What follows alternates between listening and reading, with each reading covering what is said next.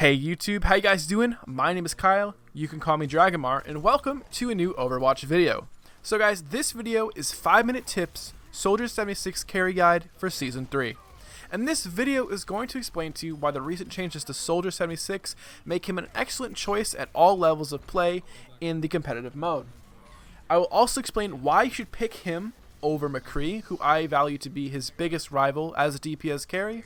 I'm going to explain what makes him a great DPS carry, and I will very briefly explain how to use him to carry yourself through the ranks, although this is not meant to be a full soldier guide, so if you are looking for that, that could potentially come out in the future. So first of all, I'm going to explain the changes, and you see Soldier 76 is, first of all, very familiar to FPS players because of his fully automatic rifle.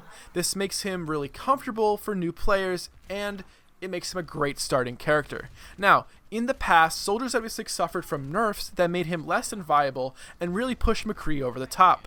However, Soldier 76 received a flat damage increase from 17 to 20, and this alone, without any buffs to McCree, have made him viable again in competitive play and are enough for you to dust off the old assault rifle and give him a shot. Now I want to answer why Soldier 76 over McCree. I tried to boil it down, and the simple answer I got was sustained damage. Soldier 76 has a large clip, and with the increased damage allow him to focus down enemies, and because of his clip size, there's a lot more forgiveness in missing, which is not a luxury of McCree in most cases. Soldier 76 also has sprinting, which really allow you to take advantage of his quickness to either reposition for advantages in combat, or simply escape fights that McCree would not be able to do. In a recent game of competitive, I was able to outrun an ulting Genji, who tried to find me the whole time and completely wasted his ult. So you're probably asking, why is he a great DPS carry? Well, Soldier 76 can lay down constant damage. As you remember, I just said sustained damage. That's what I'm talking about. He has a large clip and he reloads very fast, as well as that boosted damage from the buff. And not to mention, he also has Helix rockets, which are on an 8-second cooldown. And these rockets can be used to further increase his damage per second. So on top of that, Soldier 76 is able to take advantage of a biotic field, which is his healing ability, and this really pushes him over the top in a lot of 1v1s, and it can also help the team survive team fights if necessary. And I also wanted to say that Soldier 76 has an amazing ult in my opinion. On top of that, it requires like literally no skill to use, which I know is kind of silly, but it's a really good ultimate when used properly. And I want to say that you could use Tactical Visor as a solo ult or in combination with your team's ults.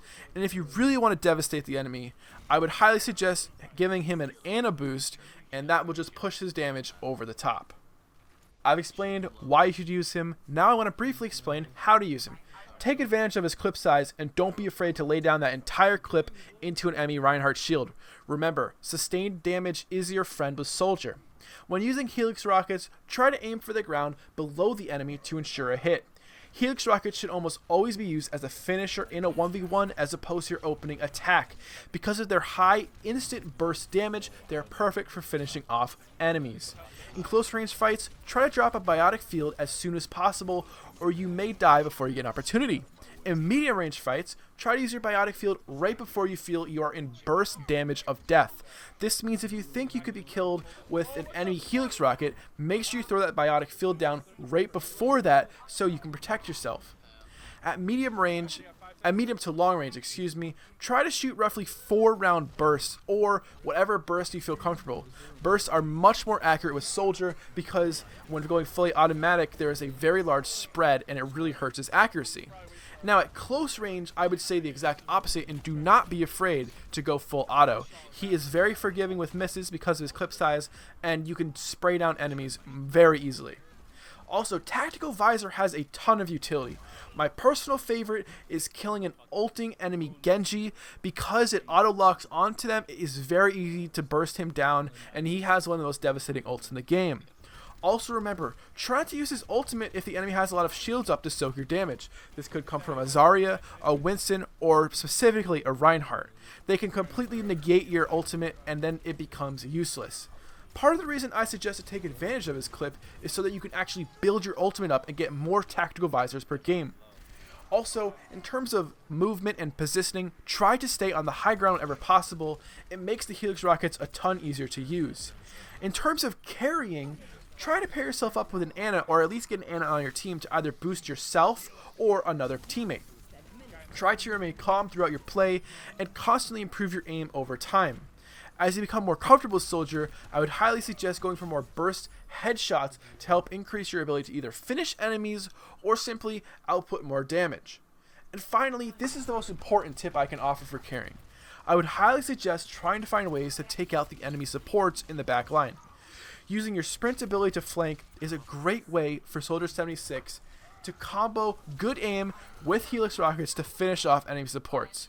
And also, this is a great way to start team fights. I highly suggest immediately ulting after taking out a support like Zenyatta, who can use Transcendence to completely negate your ult once again. If you could take out the enemy Zenyatta with a nice Helix Rocket, begin the team fight, and you can start a massive snowball.